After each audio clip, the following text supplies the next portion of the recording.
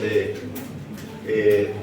existen una serie de fármacos que para los que hay signos de riesgo de teratogénesis, pero su uso se justifica si hay, digamos, los beneficios esperados, obviamente para la madre, ¿no? De eso estamos hablando. O fármacos utilizados en situaciones en que la vida de la madre está en riesgo, entonces habría que resolver primero el problema de la madre pese al riesgo de teratogénesis que pueda provocar, digamos, el medicamento, pero eso no significa que el médico deba de imponer, sino solo debe de preguntar. Si la decisión es que no usen, digamos, ningún medicamento, obligatoriamente tienen que hacer caso a la madre, porque la madre es la que manda ahí, no es el médico. Entonces, este cuadro es interesante también porque puede llegar a variar, ¿no es cierto?, dependiendo del momento en que se use el medicamento. Por ejemplo, el paracetamol pertenece a la categoría B, pero ya hice referencia en la anterior clase de que estas cuestiones pueden modificarse en el tiempo.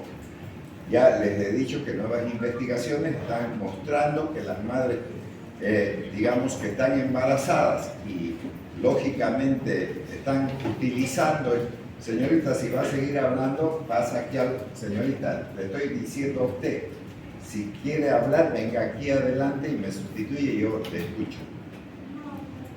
No, porque si no, la escucho a usted o ¿qué hago? ¿No? Por eso, pero si quiere seguir hablando, venga y da usted la clase y hasta yo. Tranquilo. Bueno, pero si vuelvo a escuchar eso, yo me retiro también, no tengo problema. Y lo doy por avanzado, todo lo que iba a avanzar ahora. Ya, muy bien. Entonces, como les decía, el paracetamol hoy en día, ¿no? Está siendo reestudiado para ver el problema de la incidencia, sobre todo del autismo, ¿no? Entonces eso puede variar. El ibuprofeno pertenece a la categoría B en el primer y segundo trimestre del embarazo. Sin embargo, en el tercer trimestre corresponde a la categoría D, ¿no? Depende del trimestre en el cual se utilice el medicamento. La dipirona o novalgina pertenece a la categoría D, el ácido acetilsalicílico, que es la aspirina, pertenece a la categoría D, ¿no es verdad? Y obviamente si se administra en dosis bajas, por ejemplo, podrían haber mujeres que tengan un bypass, ¿no? O sea, han puesto una conexión a nivel de los vasos coronarios, entonces ahí empiezan a dar aspirineta, por eso está hablando de dosis bajas, ya pertenecería a la categoría C, siendo así el tratamiento. Y también quiero que recuerden, paracetamol, ibuprofeno, dipirona, ácido acetilsalicílico, indometacina o diclofenaco, todos pertenecen al grupo denominado AINES, que sirven para bajar la temperatura, calmar el dolor, ser antiinflamatorio. Y cuando nos estamos refiriendo a estos fármacos, no es verdad, no quiere decir que una sola tableta vaya a provocar problemas, no se trata de eso. Si está tomando cada 6 horas, durante varios días, 3, 4, 5 días, incluso semanas, porque eso podría ocurrir en las artritis reumatoidea, utilizando, por ejemplo, la indometacina que se usaba para el tratamiento, digamos, de la artritis reumatoidea, entonces eso sí va a causar problemas porque no están usando un día. Pero si toman una tableta, ninguno de los fármacos en realidad provoca problemas, pero si usan un montón de días, sí.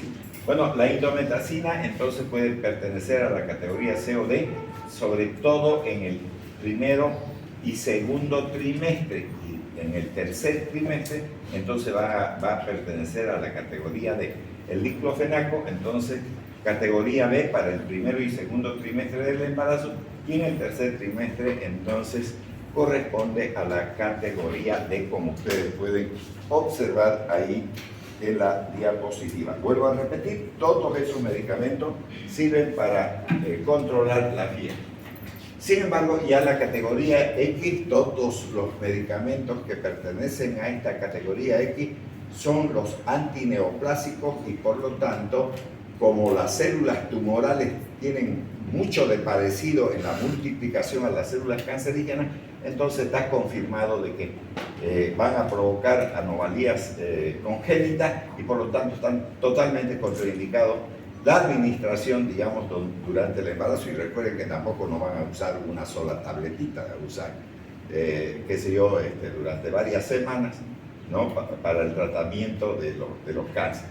Entonces, cuando se administran estos fármacos a mujeres en edad fértil, se recomienda que sigan un método anticonceptivo para no quedar embarazadas, pueden, digamos, realizar sus actividades sexuales siempre preveyendo que no haya embarazo, porque si no van a tener serios problemas con los bebés, ¿no? Y aquí tenemos de nuevo las anomalías, como pueden ver, aquí está la boca del bebé, la nariz, miren la alteración a nivel de los miembros superiores. Entonces ahí vamos a tener ese tipo de problemas con el uso de los medicamentos.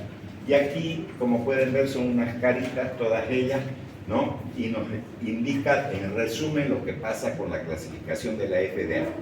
La categoría A, no hay riesgo para el bebé en el primer trimestre del embarazo, ni pruebas de riesgo en los otros 2 trimestres. Los que pertenecen a la categoría B, no hay riesgo para el feto, aún no existen estudios adecuados en las mujeres embarazadas. Los de la categoría C, entonces existen efectos secundarios en los fetos de animales, pero no hay estudios apropiados en humanos, por lo que se desconocen los riesgos. La medicación solo es válida cuando el problema de salud se requiere. O sea, ahí hay que buscar la manera de no usar el medicamento, pero si el riesgo es mucho para la madre, entonces sí se puede utilizar. La categoría D, hay pruebas que verifican riesgo para el bebé, pero pueden utilizarse solo cuando los problemas de salud son específicos y obviamente ponen en riesgo la vida de la madre. Y finalmente los de la categoría X, entonces todos ellos son medicamentos que se usan para el tratamiento del cáncer y entonces van a generar obligatoriamente anomalías en los bebés, por lo tanto es mejor no utilizarlos esos medicamentos. Y ahora, criterios de utilización de fármacos durante el embarazo. Considerar, fíjense lo que dice ahí, considerar la posibilidad de embarazo en toda mujer en edad fértil en la que se instaura un tratamiento farmacológico. Esto quiero que lo puedan entender de la mejor manera posible. Cuando dice edad fértil, no estoy hablando necesariamente de los 12 o 13 años, que es cuando viene la primera menstruación, llamada menarquia, porque no necesariamente eso es así en los seres humanos. Existe, digamos, la normalidad también en los extremos. Y uno de los extremos que debe de ser llamativo para todos los médicos es la edad de los 8 años. A los 8 años muchas mujeres pueden tener su primera menstruación. Y luego los parientitos, comenzando del padre, continuando con los hermanos, los tíos y demás cuestiones, pueden abusar de las niñas de esas edades. Cuidado con las náuseas, los vómitos. La gente confunde porque es niño, digamos, o niña, mejor dicho. Entonces es un problema de orden estomacal y se acabó el asunto. Puede ser que sea un embarazo. Hay abusos en los niños dentro de la familia o los vecinos.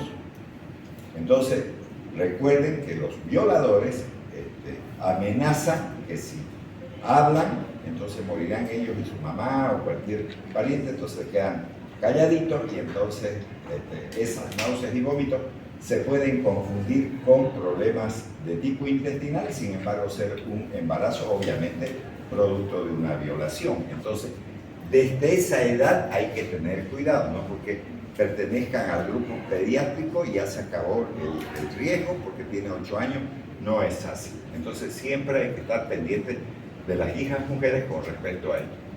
No, me estoy refiriendo obviamente al embarazo, porque los abusos, y ustedes saben, por las propagandas recientes, ¿no? Los curitas, digamos, los sacerdotes también han hecho ese tipo de cosas, sobre todo en los orfanatos y demás cuestiones. En caso de embarazo se deben prescribir fármacos siempre que sea necesario, restringir al máximo la medicación durante el primer trimestre del embarazo.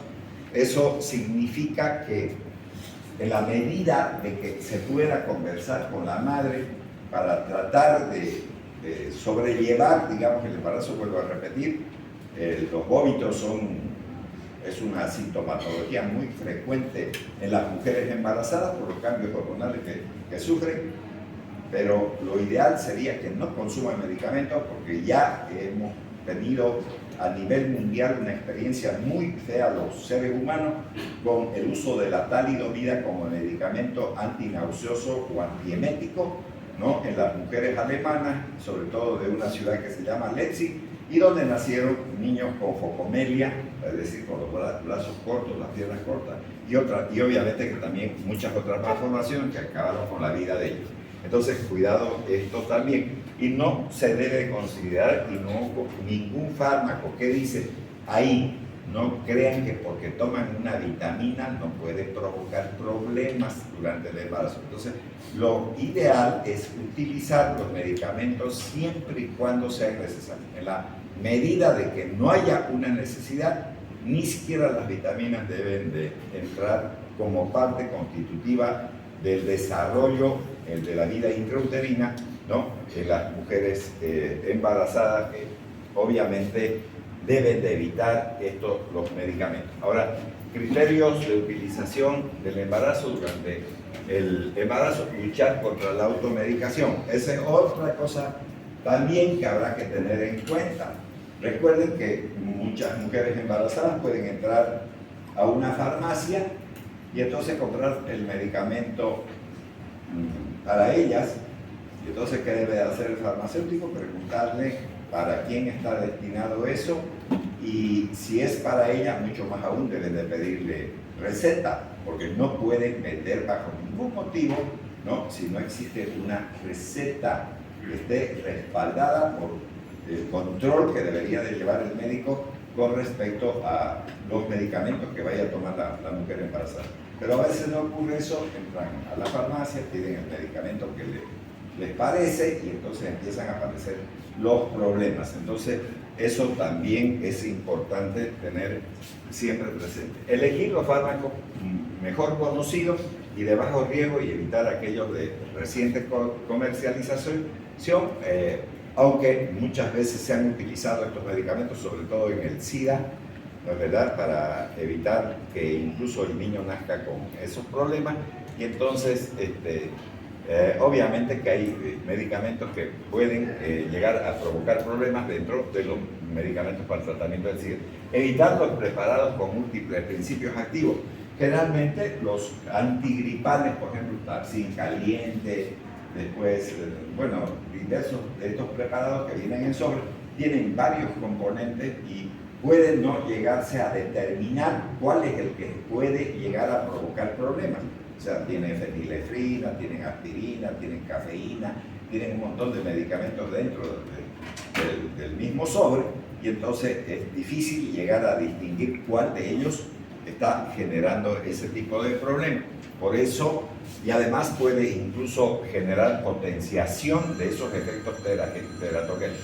Utilizar las mínimas dosis posibles y durante el menor tiempo posible también. Cuando digo, ya he explicado eso también de las dosis menores, no es la dosis que se me ocurra, sino la que tiene que ser. Ya les expliqué con la amoxicilina, por ejemplo, 50 miligramos a 100 miligramos, kilogramos peso se puede dar. Entonces, ¿cuál es la dosis mínima terapéutica? 50 miligramos. Pero si a mí me da la gana de ponerle 1 miligramo, entonces no es una dosis terapéutica, no sirve, mejor no darle nada, porque si le van a dar lo que les parece.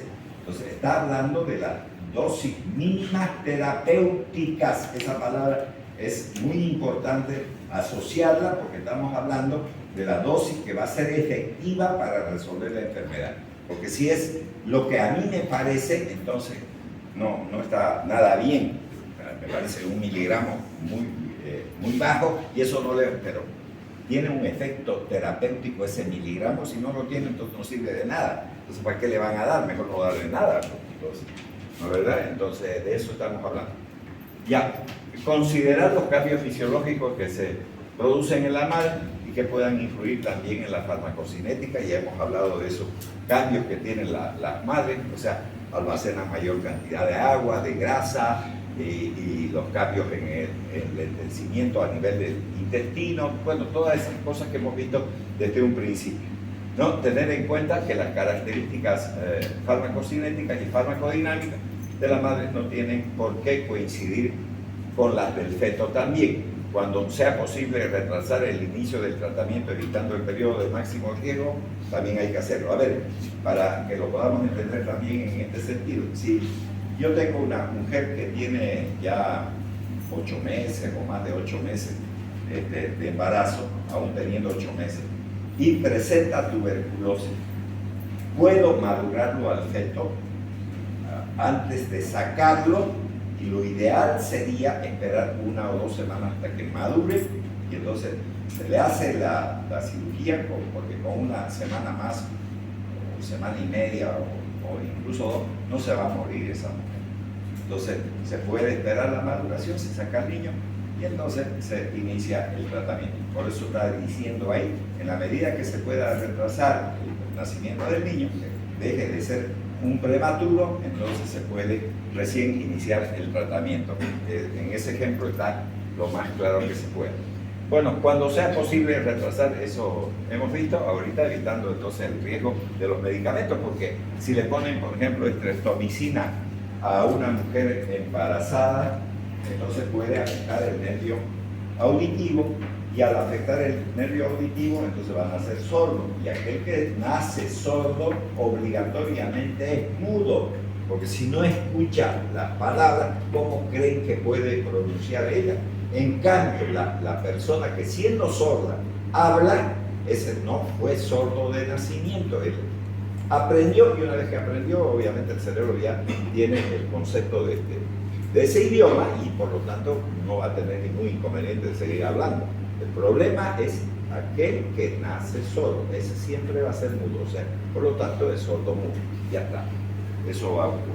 Muy bien, con este capítulo que acabamos de ver, hemos terminado, ¿no es cierto?, lo que se denomina generalidades de la farmacología. Todos los fármacos deben de contener estos puntos que hemos desarrollado: farmacognosia, farmacodinámica, farmacocinética con absorción, distribución, biotransformación y eliminación, los efectos tóxicos, y obviamente también de manera general hemos hablado de los efectos tóxicos que podrían provocar los medicamentos.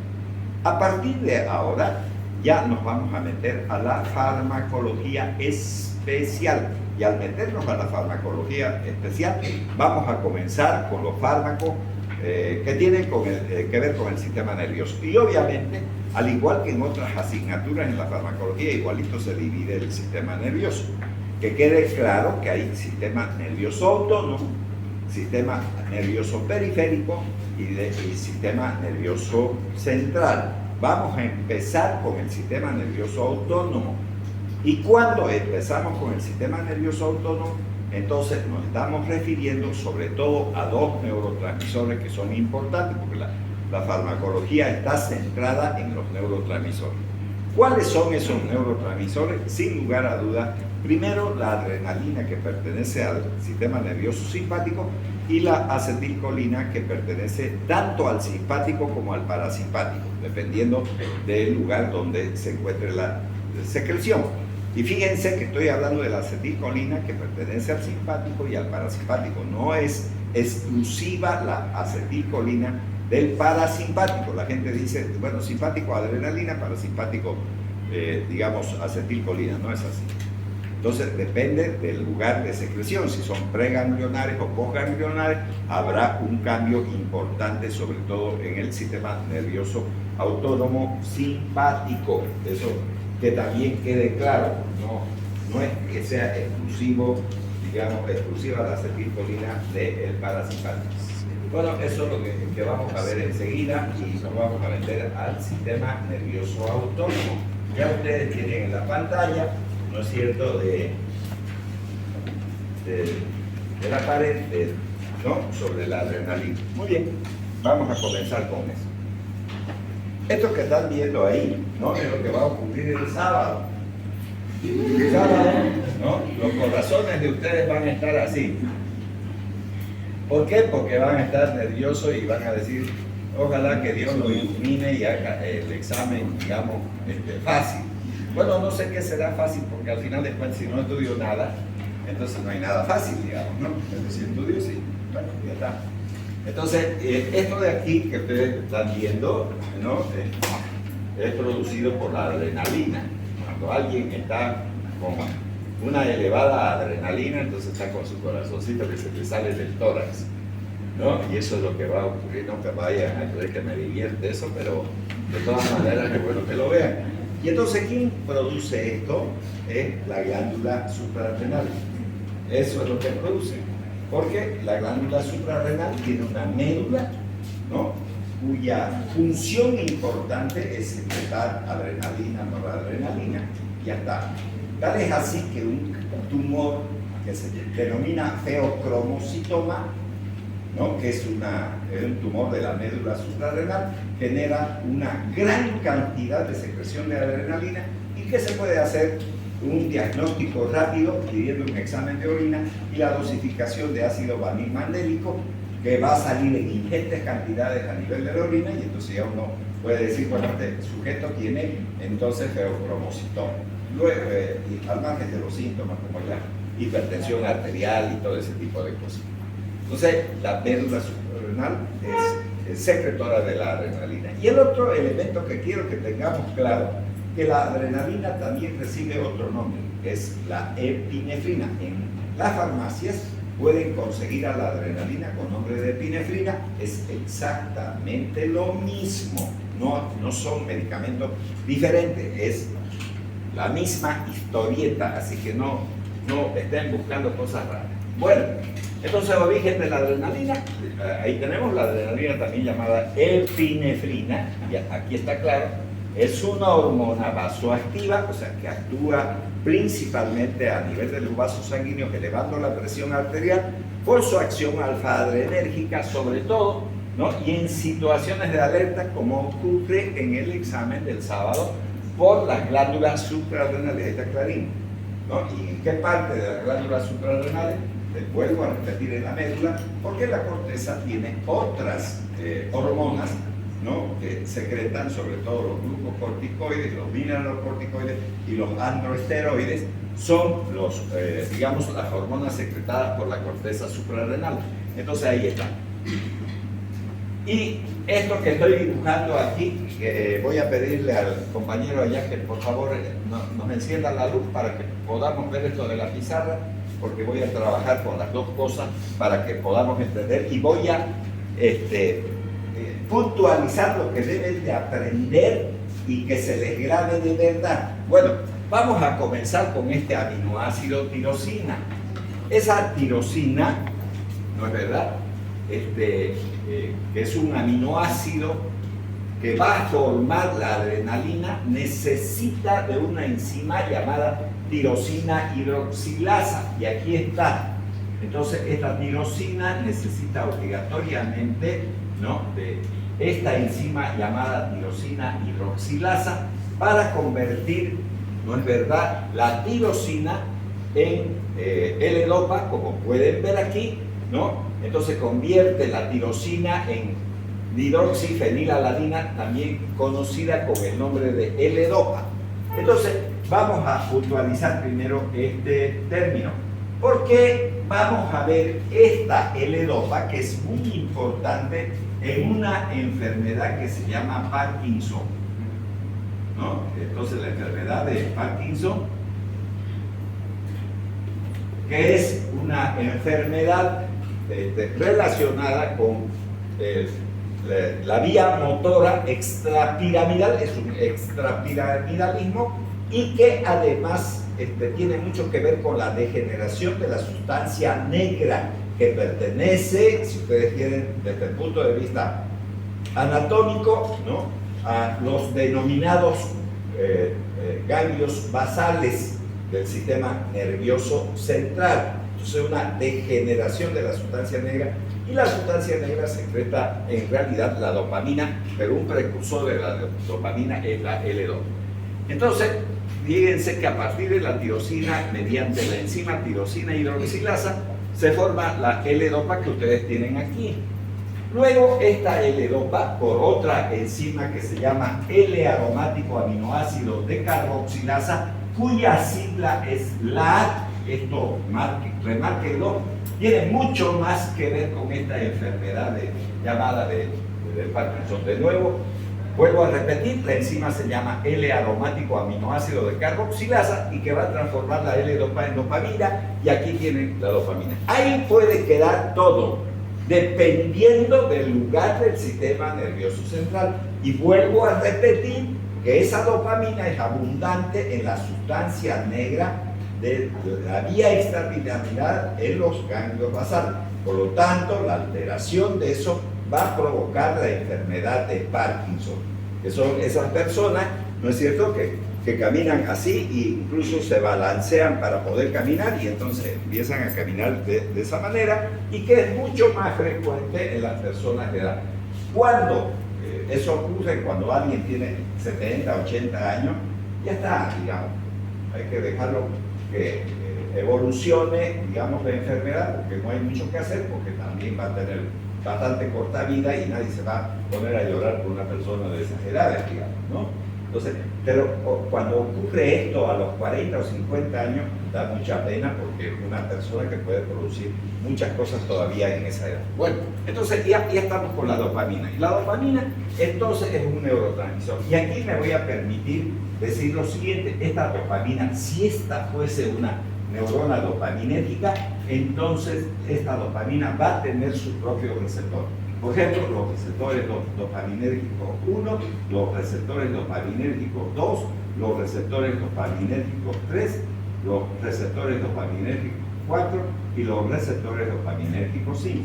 Fíjense que estoy mencionando receptores. Cuando esta neurona forme las vesículas y que almacenen la dopamina, cuando es liberada esa sustancia a través de la acción del calcio, porque el calcio obligatoriamente tiene que ingresar por aquí, ¿no? Entonces va a empujar estas vesículas y entonces va a actuar sobre las neuronas dopaminérgicas. Vamos a ver algunas excepciones también sobre esta dopamina. Pero si esta neurona no es una neurona dopaminérgica, entonces vamos a ver que esta dopamina se va a convertir en noradrenalina. Entonces, el siguiente paso es la transformación de la dopamina.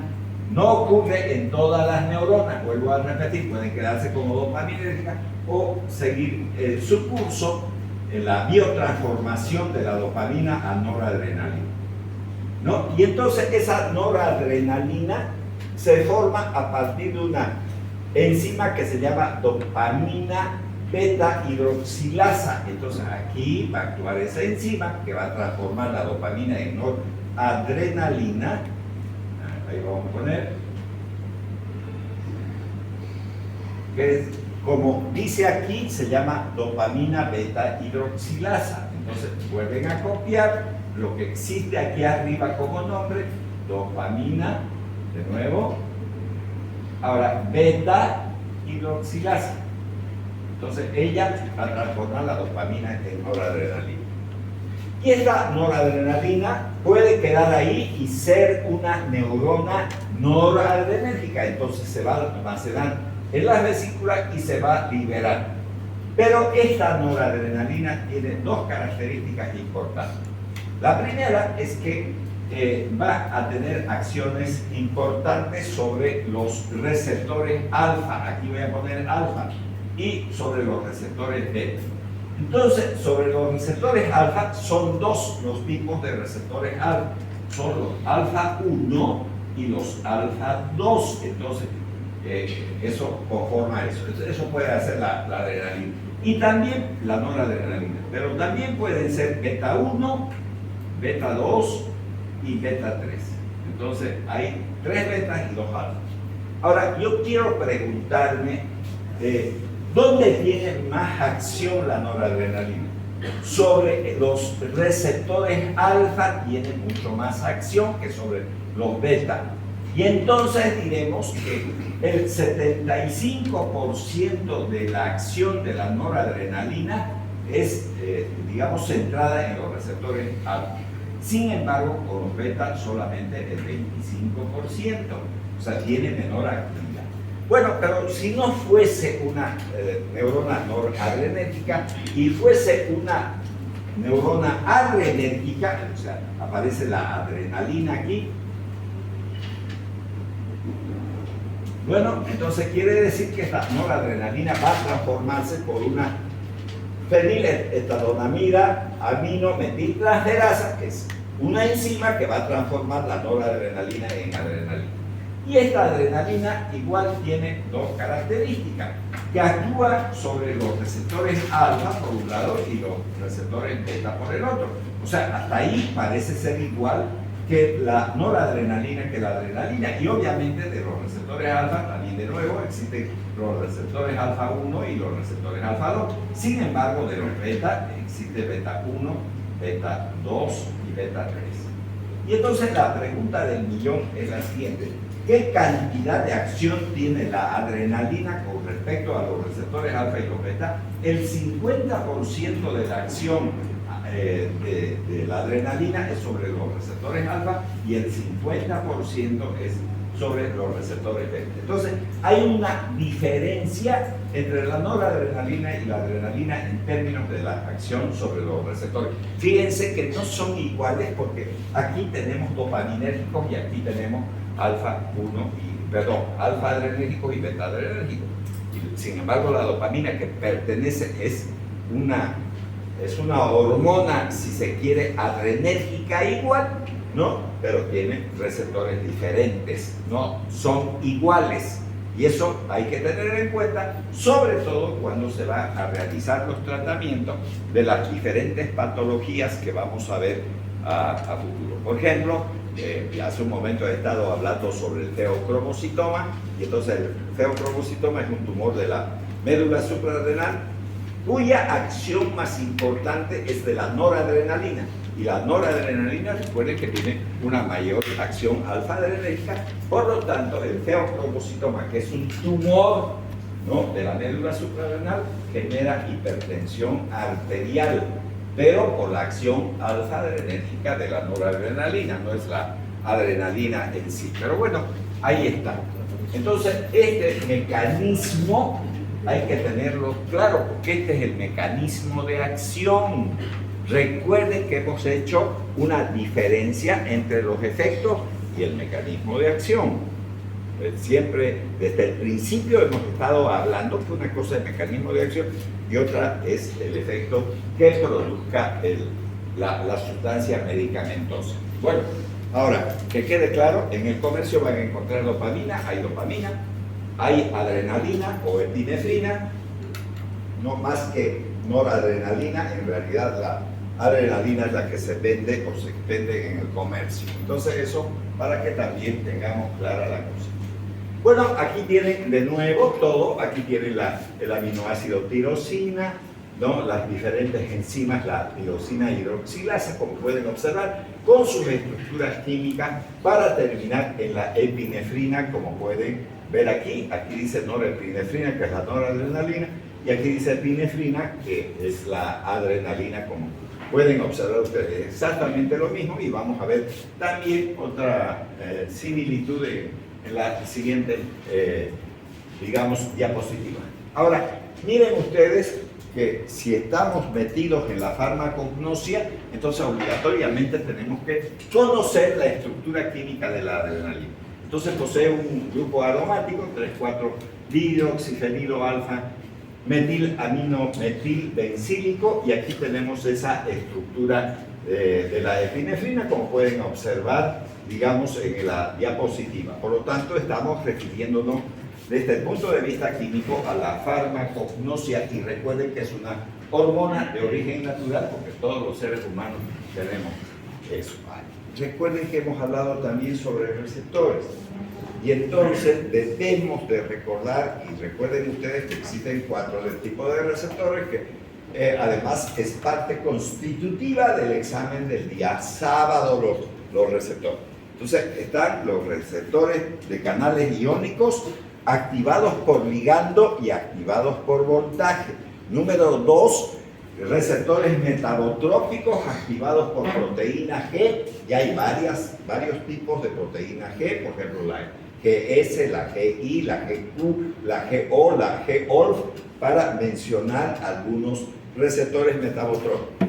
Después tenemos los receptores de carácter enzimático, ¿no? Sobre todo los de tirosina hidroxilasa, de tirosinosinasa, perdón, que hemos visto, digamos, en los receptores de insulina, y finalmente los receptores nucleares, ¿no es verdad?, que generalmente actúan diversas hormonas a ese nivel del núcleo y tardan mucho tiempo. Entonces, como pueden observar aquí, la adrenalina tiene acción, como hemos dicho allá, ¿no es cierto? Tanto la noradrenalina como la adrenalina, entonces tienen acciones alfa 1 y alfa 2, aquí tenemos eso, y también los beta 1, beta 2 y beta 3. Estos están relacionados generalmente con la presión, y esto con el funcionamiento cardíaco, pulmonar, renal, etcétera, etcétera, que vamos a ver un tanto más adelante también. Ya, aquí tenemos el esquema, aquí tienen la tirosina, ¿no?, que se transforma en dopa, y ustedes pueden ver esta neurona, no es una neurona adrenérgica, es una neurona noradrenérgica. Fíjense, NA, noradrenérgica, no hay adrenalina en ningún lado, ni dopamina. Entonces, obviamente que esta tirosina se va a transformar en dopa, ¿no?, después de dopamina, luego en noradrenalina, como ustedes pueden ver, y entonces a través de estas vesículas sale al exterior y va a tener dos acciones importantes sobre los receptores alfa y sobre los receptores beta, como pueden observar en esta diapositiva. Pero fíjense lo que ocurre con la noradrenalina. La noradrenalina puede ser recaptada de nuevo, o sea, volver al pie sináptico y lógicamente hacer un círculo vicioso, si ustedes quieren, en ese sentido, de volverse a reutilizar la noradrenalina. ¿Qué hacen los que mastican coca, por ejemplo? ¿No? Ese cuadrito parece que fuese un cuadrito y ya está, digamos. No, la cocaína evita esta recaptación. Entonces, bloquea aquí, hace que se acumule la noradrenalina y la adrenalina, porque si no puede volver a reingresar al pie sináptico, se está deteniendo en este lugar, y eso es lo que les mantiene despierto a los seres humanos que están consumiendo la cocaína, ¿no? Es eso. En realidad la cocaína es un anestésico, y si fuese un anestésico en vez de despertar a la gente debería de provocar sueño. Pero ¿por qué la gente anda despierta? No por la cocaína en sí, sino por el acúmulo de la noradrenalina que ustedes tienen aquí. Y entonces esa noradrenalina va a seguir actuando sobre los diferentes receptores. Pero ¿qué más? ¿Cuál va a ser el mensaje de eso? Que al final de cuentas todos los cocainómanos van a ser hipertensos. ¿Por qué van a ser hipertensos? Porque al acumularse aquí está actuando sobre estos receptores alfa-adrenérgicos, y entonces va elevando la presión arterial. Y cualquier ratito esos bellos conductores que tenemos nos pueden matar a todos, ¿no es cierto? Por estar masticando coca, puede venirle una elevación de la presión arterial, y si le viene una hemorragia cerebral, que se denominan accidentes cerebrovasculares. Entonces no es nada agradable que estén masticando la bendita coca. Entonces eso, para que también lo podamos entender. Bueno, pero a ver, ¿y qué pasa si nosotros lo bloqueamos? Esto se acumula aquí y entonces va a ocurrir lo que les acabo de decir. ¿Es bueno hacer eso? No. ¿Por qué? Porque esta adrenalina es recaptada, entonces es destruida por esta enzima, que aquí dice MAO, monoaminooxidasa. Y existen dos importantes monoaminooxidasas. En realidad existen tres, pero dos son más importantes. La monoaminooxidasa tipo A y la monoaminooxidasa tipo B. Entonces, la monoaminooxidasa B está relacionada con el tratamiento de la enfermedad de Parkinson. Entonces, vamos a ver medicamentos que tienen que ver con esa monoaminooxidasa. Sin embargo, la A no está relacionada con la enfermedad de Parkinson, sino con la depresión. La gente que tiene depresión, entonces necesita de una mayor adrenalina. Ahora voy a explicar a grandes rasgos la depresión. La depresión, todo el mundo tiene depresión, todo. Por ejemplo, mucha gente saldrá el sábado deprimida. Entonces le preguntan, ¿y cómo que fue en el examen? deja de molestar, ¿no? Entonces, como diciendo, ustedes vayan a hacer la miércoles con el examen ¿no? Digamos, ¿no? Entonces, ya, ¿por qué está ya así, enojadito, digamos? Está enojadito porque no le ha ido bien, ¿no es verdad? Y todos son conscientes, aunque quieren saber la nota, por ahí se equivoca el profe de corregir y ya está, no viene bien, digamos. Bueno, esa es una depresión común en toda la gente. Puede tener uno depresiones por varias causas. Las decepciones sentimentales, por ejemplo, pueden llegar a provocar depresión, si ser una depresión patológica. Mucha gente que se presta dinero y después terminan de matar soltándose un testículo y un ojo. No sé cómo pudo haber ocurrido eso, solamente para los idiotas del gobierno sucede ese tipo de cosas, pero ustedes ven que es gente que ahorita, por ejemplo, está deprimida y con eso silencian a medio mundo, ¿no? Y lo más interesante de todo, que la misma película ocurrió casi en 2 semanas seguidas, una con el abogado de Camacho y ¿no? Ahora ya se tiran todos del 10º piso. Qué coincidencia más grande, ¿no? Es una coincidencia masista. Ya ahí tenemos también esos ejemplitos para poder, digamos, razonar. Entonces, la depresión se da en los niños cuando son abandonados por los padres, que pueden morirse en algún accidente, ¿no es verdad? Entonces, cuando quedan solos, quedan huérfanos, entonces viene depresión. Hay en los niños ya más grandecitos, de la misma manera, ¿no es cierto? También en la gente joven, generalmente por decepciones amorosas, ¿no? Y siguen ya los ancianos, cuando los hijos toman la decisión de llevarlos, digamos, a un asilo para que los juntan a golpes también a los pobres viejos, ya está, ¿no? Entonces, algo así, el ser humano tiene en todas las etapas de la vida, digamos, depresión. Muy bien, entonces esa depresión puede transformarse en patológica y entonces se puede utilizar medicamentos que tienen que ver con la inhibición de la monoaminooxidasa tipo A, y entonces al inhibir esto no hay destrucción de la adrenalina ni la noradrenalina, se acumula eso ahí y entonces empiezan a mejorar su estado de ánimo. Generalmente la persona deprimida tiene mucha tendencia a suicidarse, a matarse, ¿no? Porque dice, ¿para qué diablos sirvo si soy un monstruo? Nadie me quiere, digamos, como la canción del gusanito, nadie me quiere, todos me odian, pobre gusanito, ya, eso, algo más así. Bueno, ya está. Y entonces vamos a tener estas acciones sobre los receptores alfa y receptores beta. Entonces vamos a ver cómo están conformados. Pero además de esta monoaminooxidasa, van a ver que aquí hay una sigla que dice CON, catecol ortometiltransferasa, se llama esa enzima, esta CON que ustedes están observando aquí. Esa catecol ortometiltransferasa, como la adrenalina y la noradrenalina tienen un anillo catecol, entonces es una enzima que destruye a la adrenalina también, y fíjense que no está en el pie sináptico, sino en la membrana postsináptica. Está en, pues podría ser cualquier órgano, por ejemplo, podría ser el ojo, podría ser el corazón, podría ser el pulmón, lo que sea. Entonces vamos a encontrar esta catecol ortometiltransferasa y que vamos a ver que también puede ser útil para el tratamiento de ciertas enfermedades, sobre todo la enfermedad de Parkinson también. Entonces eso hay que tener en cuenta. Bueno, nos vamos a meter a la acción, digamos, de la adrenalina sobre los receptores alfa. Ya sabemos que existen 2 tipos de receptores. Ustedes pueden ver, aquí dice activación de los receptores alfa 1, está especificando de los alfa 1, porque aquí hay alfa 2, entonces alfa 1 primero está hablando de eso. Entonces, eso se va a acoplar a un receptor metabotrópico, y esos receptores metabotrópicos están constituidos por 7 subunidades, ¿no? Las cuales están, digamos, conectadas unas con otras y tienen un grupo amino y un grupo carboxilo en su estructura. Ese grupo carboxilo, entonces, está en el interior de la célula y se conecta con una proteína llamada proteína G.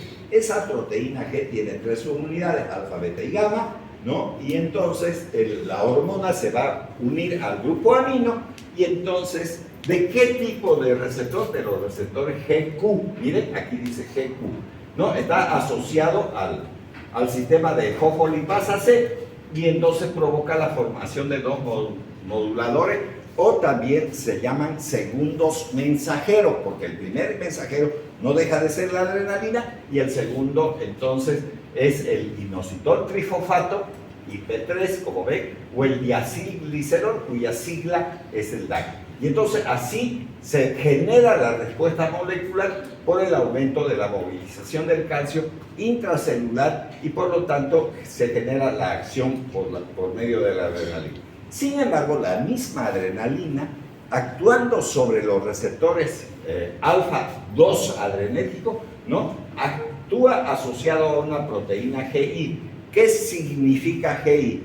La I significa inhibición, no estimulación como ocurre con la GQ, sino es inhibición. Entonces, esa inhibición va a inhibir la adenilcitrasa y por lo tanto va a reducir la concentración del AMP cíclico, que es, digamos, el segundo mensajero de los receptores alfa-2 adrenérgicos, como está mencionando ahí la diapositiva. Ahora vamos a ver ya también la acción de la adrenalina con respecto a los receptores beta. Recuerden que hay dos grupos de receptores, los alfa ya acabamos de analizarlos, y ahora vamos a ver estos receptores beta, que son tres, ¿no? Beta 1, beta 2, beta 3, como pueden observar ahí. Vamos a hablar sobre esos receptores enseguida. Entonces, acción sobre los receptores beta. La activación de los receptores beta se acopla a una proteína GS. ¿Qué significa S? Estimulante. Recuerden que hay una GI que es inhibidora, la GQ que es estimulante, y esta es mucho más estimulante, la proteína GS. Entonces, acoplados a proteína GS, activa la enzima adenilcitrasa, o sea, el segundo mensajero, que es el AMP cíclico, porque vuelvo a repetir, el primer mensajero es la hormona en sí. ¿Y cuál es la hormona? La adrenalina. Entonces, estos receptores son activados por ligandos. ¿Quiénes son los ligandos? Entonces son las hormonas, ¿no? Y entonces este AMP cíclico, que es el segundo mensajero, activa esta proteína sinasa A y genera la fosforilación de otras proteínas intercelulares. Y como resultado, obviamente, va a haber la movilización del calcio. Fíjense que la acción de los receptores tiene mucho que ver el calcio. El calcio es un elemento muy importante en el organismo, forma parte de la coagulación sanguínea, hace que se mueva la cola de los espermatozoides, ¿no es verdad? Promueve la liberación de los neurotransmisores, está implicada en el crecimiento óseo y dentario, o sea, tiene muchas actividades el calcio. Por lo tanto, no es tan sencillo el manejo del calcio. En las personas no es nomás que, es muy importante el calcio, me voy a poner calcio en vena, por ahí puede llegar incluso a provocar un paro cardíaco, porque participa de muchos procesos, vuelvo a repetir, incluyendo, ¿no es verdad?, la liberación de estos neurotransmisores, la coagulación de la sangre, la movilidad de los espermatozoides, la contracción de la musculatura esquelética, porque si no hay calcio no se pueden desplazar los filamentos de actina y miosina. Entonces tenemos una serie de actividades que tienen que ver con el calcio. Así que un elemento importante en el organismo humano no deja de ser el calcio. Entonces ahora nos vamos a meter al sistema cardiovascular. ¿Qué hace la adrenalina cuando yo estoy dando examen de farmacología? Entonces esto va a ser, ¿no?, lo que va a pasar en nuestro corazoncito. Ya, listo. Entonces en el corazón la adrenalina va a incrementar la frecuencia cardíaca. Recuerden que la frecuencia cardíaca normal, 70 latidos por minuto, se puede aguantar hasta 100 latidos por minuto, sigue siendo normal. Por encima de los 100 latidos por minuto ya tenemos otro término, ¿no? Se llama taquicardia. Primero siempre hay que saber lo normal. Pues si uno no sabe lo normal, entonces ¿de qué está hablando? No puedo calificar a alguien de enano, petizo o lo que sea si no sé la estatura normal. No puedo calificarlo de gigante si no sé la estatura normal. Entonces tengo que saber los valores normales. Y por lo tanto, desde ese punto de vista, ¿no es cierto?, tenemos que saber la frecuencia cardíaca. La frecuencia cardíaca normal, 70 latidos por minuto, que es, digamos, un término medio e importante, pero puede ser hasta 100. Por encima de 100 estamos hablando de taquicardia. Entonces la taquicardia por encima de 100. Bueno, entonces, frecuencia cardíaca sinusal, porque el nódulo sinusal es el marcapaso de nuestro corazón, y la velocidad de conducción y la fuerza de contracción. Entonces va a ser, ¿no es verdad?, por acción de receptores beta 1. Entonces, ¿qué yo debo de hacer para estudiar esto? O sea, para que no me resulte difícil la farmacología, entonces lo primero que tengo que hacer es agarrar mi libro pesado ese que tengo, ¿no, verdad?, lleno de letras, y entonces empiezo a dibujar un corazón. Bueno, no sé lo que harán ustedes, hay corazones y hay corazones. Generalmente cuando alguien está enamorado, digamos, entonces envía a su pareja este corazoncito, pero eso no nos sirve mucho. Eso está bien para San Valentín, para la vida privada de uno y ya. A mí, en realidad, me gusta más geométricamente el corazón, y entonces yo lo voy a dibujar, no como es de verdad un corazón, pero de todas maneras, digamos, algo parecido a eso, ¿no? Entonces aquí tenemos, yo digo que esto es el corazón porque aquí puedo dibujar, ¿no es cierto?, la vena cava superior. Eso me permite decir que está en la aurícula derecha. Puedo modificar esta línea para hacer las válvulas auriculoventriculares, que también es otro elemento que me interesa en demasía, y luego también puedo tener, digamos, la opción de dibujar la aorta, que sería el otro vaso que me interesa de sobremanera. Bueno, este es nuestro corazón. ¿Qué es lo que debo de hacer en un principio? ¿Qué es lo que deben de hacer ustedes? Una vez que han decidido cuál corazón quieren hacer, o si quieren hacer un corazón bastante parecido al que tenemos ahí en la imagen, entonces lo primero que hay que ponerle es que este corazón tiene receptores beta 1, ¿no? Que también les voy a dar alguna idea para que puedan retener eso. Entonces, cuando digo que el corazón tiene receptores beta 1, estoy hablando que mayoritariamente existen receptores beta 1, pero eso no quiere decir que solo hay ese tipo de receptores, que quede claro. Estoy diciendo que mayoritariamente tiene esos receptores. Entonces, si la adrenalina es liberada, por ejemplo, por la médula suprarrenal, entonces, ¿qué es lo que va a producir esta actividad sobre los receptores beta 1 adrenérgicos, que son mayoritarios? Cae la adrenalina y entonces va a tener una acción cronotrópica positiva. Cronotrópica positiva. ¿Qué significa eso? Aumento de la frecuencia cardíaca, porque el reloj se denomina cronómetro. Y entonces el cronómetro significa que usted está contando la cantidad de latidos existentes en el corazón. Entonces, cuando llegue el día sábado y lo vean llegar a Huguito, aquí presente, ¿no? Entonces, ¿qué va a decir su corazón? Vete, Hugo. Vete, Hugo. En vez de decir beta 1, vete, Hugo. Vete, Hugo. Ya, saliste de aquí. ¿No ves? Ya. Entonces ahí va a estar eso de ahí. Entonces, para que ustedes se recuerden. Después vamos a tener una segunda acción, que va a ser una acción inotrópica positiva. Inotrópica positiva. ¿Por qué inotrópica positiva? Porque para que funcione más acelerada del corazón, ¿qué tiene que hacer? Tiene que despolarizarse muy seguidamente. ¿Y qué pasa en la despolarización? Se mueven los iones, de ahí viene inotrópica positiva. Y dentro de esos iones, ¿cuáles son los más importantes? Entonces, comenzamos por el sodio. Recuerden que una celulita ya sea de la aurícula o del ventrículo, tiene aquí 142 a 145 miel equivalentes, y va a entrar acá, se va a salir el potasio, que tiene alrededor de 114 miel equivalentes en el interior, se sale el potasio, entra el sodio, sale el potasio, y obviamente para que haya fuerza necesita de la presencia del calcio. Vuelvo a repetirle, ¿no? La unidad contráctil, tanto en el músculo esquelético, el músculo liso y el músculo cardíaco, son estas manos benditas, ¿no, verdad? Donde ustedes pueden ver estos dedos pulgares, que significan las bandas, los discos Z. Entonces, estas bandas o discos Z, con otra banda o disco Z, hacen lo que se denomina la unidad contráctil llamada sarcómero. Eso se llama, eso nos enseñaron en fisiología. Y entonces estos deditos que tengo aquí son los filamentos de actina y miosina, ¿no?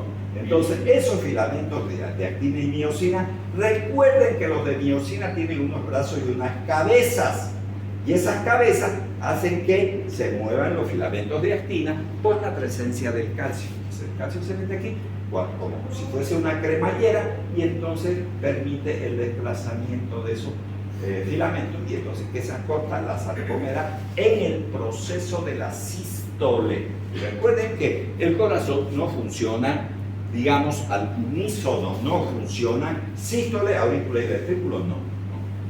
Cuando está en sístole el ventrículo, la aurícula tiene que estar en diástole, y entonces funciona como los poquitos de Navidad. Encienden los verdes, después los rojos, y ahí sí, ¿no? Entonces funciona así el corazón, ¿no? Entonces, cuando el ventrículo está en sístole, la aurícula está en diástole. Cuando la aurícula está en sístole, el ventrículo está en diástole, ¿no? Y el diástole se va llenando de sangre, por eso que tiene que haber una sístole auricular para poder llenar la cavidad ventricular. Entonces, eso es lo que va a ocurrir, ¿no? Entonces, ¿eso por qué? Porque la adrenalina está actuando sobre estos receptores y está activando esta. Después, existe otra posibilidad que hay un camello, el camello sirve de caballo ¿en qué parte? En Egipto, ¿no ves? ¿Ya? ¿Han visto, no? En Egipto el camello sirve de caballo, ¿ya? Muy bien, pero hay un camello especial que tiene una joroba. ¿Cómo se llama ese? Dromedario. Entonces nos vamos a acordar del dromedario y vamos a decir que hay otra propiedad que se llama dromotrópica positiva. Bien, ya está. Entonces, ¿qué significa eso? Conducción. O sea, al camello hay que conducirlo por el desierto, ¿no? Cual si fuese un caballo, entonces eso me hace recordar a un dromedario y por lo tanto eso se llama propiedad dromotrópica positiva. Entonces, va a aumentar también ya esta acción cronotrópica aumenta, la inotrópica aumenta y la dromotrópica, la conductividad. Bueno, entonces nos falta una propiedad, digamos, importante, a pesar que hay 5, pero esta también nos interesa. Entonces, si uno le dice a un niño, ¿no es cierto? A un niño, te voy a llevar al Cine Center o a Aventura Mall o lo que sea, digamos, donde hay cine, y entonces va a preguntar qué película está dando, La Sirenita o qué, digamos, ¿no? O El Gato con Botas o alguna cosa así. No, está dando la película Batman. ¡Ah! Gritan, ¿no? Los niños de contentos porque van a ir al cine a ver a Batman. Entonces, ¿cómo se llama la otra propiedad que causa excitación en el corazón? Se llama propiedad batmotrópica positiva. Ya está. Entonces me acuerdo de Batman y entonces es la propiedad batmotrópica. Y entonces esto significa excitabilidad. Entonces aumenta la excitabilidad del corazón y por lo tanto, digamos, funciona mejor. Ahí está. Estamos aprendiendo como los niños, digamos. Espero que se recuerden, por lo menos de lo que estoy hablando, y ya está. Entonces, importante la acción de la adrenalina sobre las diferentes propiedades, y ahora vamos a continuar. Entonces dice, la taquicardia, acción cronotrópica positiva, producida en el corazón se denomina taquicardia.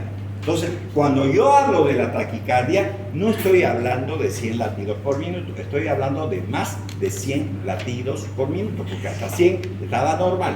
Ya. Entonces, ¿no? Aumento de la pendiente de despolarización de la fase 1, perdón, de la fase 4, que eso vamos a ver, y aumenta la velocidad de despolarización de la fase 0. Acorta la duración del potencial de acción sobre el periodo refractario. Eso también vamos a hacer ahorita una curva de eso para que lo entendamos. Y la conducción auriculoventricular es más rápida. La conducción era dromotrópica positiva, es mucho más rápida, ¿no? Y estos efectos contribuyen entonces a incrementar el volumen, la presión diastólica y aumenta también el consumo de oxígeno. Y eso es importante tener presente porque a un insuficiente cardíaco no se le debe de administrar adrenalina, pese a que mejora el funcionamiento cardíaco porque consume oxígeno. Al consumir oxígeno es más fácil que se muera un insuficiente cardíaco si le ponen adrenalina. Si uno diría, pero si mejora todas las cuatro propiedades, pero consume demasiado oxígeno, y entonces eso matará al paciente. Y entonces me voy a permitir borrar un poco de la pizarra, que no nos quedan muchos minutos, digamos, para este avance. Y entonces vamos a mirar lo que nos está hablando ahí. Recordemos que si nosotros sacamos una célula del corazón y la hacemos más grandecita, entonces esta célula, digamos, esta sea la célula cardíaca, aquí tendremos que poner menos 85 milivoltios a menos 90, si ustedes quieren. Está en reposo y es negativa aquí dentro de la célula. Y aquí es positivo. ¿Por qué? Porque el sodio mayoritariamente se encuentra en la parte externa entre 142 a 145 mil equivalentes, mientras que tenemos aquí dentro unos 15 mil equivalentes de sodio. En cambio, 114 tenemos de potasio, mientras que 4 a 5 mil equivalentes tenemos en el exterior de potasio. Obviamente que también va a participar el calcio, pero primero nos vamos a referir a esto. ¿Por qué nos vamos a referir? Porque obligatoriamente desde el punto de vista matemático, pese a que estudiamos medicina porque no nos gusta la matemática, no es por vocación, sino por vocación de no estudiar matemáticas, entonces caemos otra vez a la desgracia de Dios, ¿no? Y entonces en esta situación, entonces habrá que poner los menos 85 aquí, y ponemos el punto 0 aquí, que es el umbral, esto se convierte en positivo, digamos más 20. Entonces, ¿qué va a pasar cuando se está realizando este ingreso del sodio? Se va a protagonizar entonces la despolarización. Cuando se lleva a cabo la despolarización va a haber una muesca aquí porque es por la salida del potasio. Esto de aquí se llama fase 0, fase 0. Esto de aquí, esta muesca se llama fase 1, fase 1. Y luego va a haber una meseta, y esta meseta es producida por el ingreso sobre todo del calcio. Entra sodio, sí entra también sodio, pero el calcio es el más importante y por lo tanto esa meseta se forma ahí. Y luego viene la repolarización, que es por la salida, si se quiere, digamos, del potasio, y entonces este periodo existente entre esta curva de repolarización y la despolarización se llama periodo refractario absoluto. Y aquí hay un periodo refractario relativo. Ya, entonces ahí tenemos, hasta que vuelve a lo normal. Y cuando vuelve a lo normal, hace una curva así. Y entonces esta es la fase, si esta es la fase 1, esta es la fase 2, esta es la fase 3. Y aquí hay una fase 4. Y esta fase 4 es producida por la bomba sodio, potasio, ATPasa. Entonces, esa bomba de sodio, potasio, ATPasa es una bomba importante que está a nivel de la fase 4. Vamos a ver eso, la importancia un poco más adelante. Entonces, ya nos hemos dibujado esa curva que nos está hablando aquí, en esta parte de aquí. Entonces eso es importante tener presente a la hora de poder, entender el Ahora, vamos a ver qué hace la adrenalina según el territorio vascular. Entonces, no es lo mismo la acción de la adrenalina en cualquier territorio vascular, eso es indudable. Por ejemplo, si a alguien le invitan a su barrio, y ese barrio, digamos, se llama Sal Si Puede, entre la calle Hachazo, esquina, digamos, Machetazo, ¿no? Entonces, imagínense ustedes en una noche fría, con mucho viento, que suenen hasta las calaminas, las latas, unos cuantos perros que digan, ¡au!, digamos.